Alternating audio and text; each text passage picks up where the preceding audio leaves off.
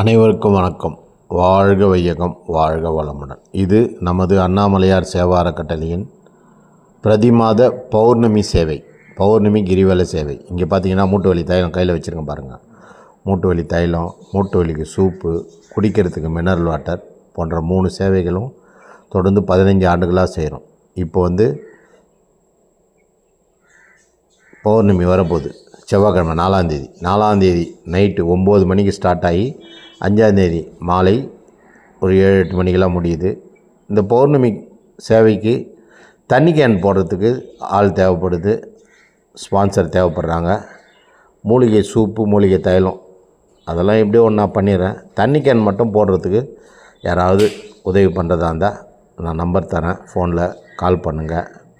நீங்களே நேராக கூட வந்து உங்கள் கையாலேயே என்ன பண்ணலாம், பௌர்ணமி முழுக்க உங்கள் கையாலே சேவை பண்ணலாம். நன்றி, வாழ்க வளமுடன்.